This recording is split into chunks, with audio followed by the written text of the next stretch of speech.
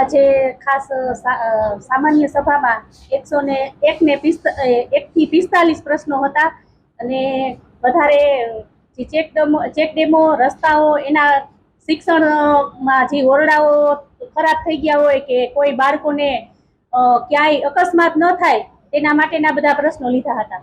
આપણે જોઈને તો અત્યારે રાજકોટ જિલ્લામાં કે ઓરડાઓ દ્વારા જે પોપડા પડે કે પછી કોઈ જાનહાનિ થાય એ માટે અધિકારીઓ શ્રીઓ હારે અમે કીધું કે ભાઈ ક્યાંય બી આવા જર્જરિત ઓરડા હોય તો બાળકોને ત્યાં બેસાડતા નહીં, બહાર તેને શિફ્ટ કરજો એટલે કાંઈ મોટી જાનહાનિ થાય નહીં. અમે બધાએ આ ટીમે સર્વે કર્યું છે, જ્યાં જ્યાં જર્જરિત ઓરડા હોય ને ત્યાં ભાડે રાખી અને બાળકોને શિફ્ટ કરવામાં આવ્યા છે. ખરેખર તો મનસુખભાઈના વિચારો સેટિંગ કરવાના છે. મનસુખભાઈ અમે એમ કહીએ છીએ ભાઈ કામ કરવા છે, આપણે ચેકિંગ માટે અધિકારીઓને મોકલી તો એ સેટિંગ શબ્દ સાંભળે છે. એની માનસિકતા પૈસાની છે. વર્ષો ત્યાં છેલ્લા 4 વર્ષથી મનસુખભાઈ આ જ કામ કરે છે. આક્ષેપ પ્રતિ આક્ષેપ ખૂબ કરે છે. ખરેખર તમે લોકો ત્યાં જઈને જોયા હો તો અમે બધા એને સમતોલન રાખીને કામ કરીએ છીએ અને મનસુખભાઈ જિલ્લા પંચાયત કે અધિકારી ઉપર ખોટા આક્ષેપ કરે છે એની અમે લોકો બાહેંધરી આપી છે.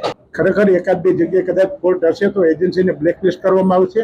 અમારા અધિકારી જે સિંચાઈના છે એ ત્યાં જઈ અને સર્વે કરશે, તે પછીની કાર્યવાહી અમે ડીડીઓ સાહેબને કહી અને જરૂરી કાર્યવાહી આગળ કરશું. ખરેખર તો સાહેબ એટલું બધું કંઈ છે નહીં. સામાન્ય અમારા ગામડામાં ક્યાંક ક્યાંક એવા ઇસ્યુ છે, પણ હવે જે મગફળીનું બિયારણ છે એમાં ભેજનું પ્રમાણ વધારે હોવાથી ક્યાંક નથી ઉગતી કે આવું છે, તો એ પણ બિયારણના સેમ્પલ લઈ અમે લોકો જુનાગઢ યુનિવર્સિટીમાં અમારા અધિકારી છે મોકલેલા છે.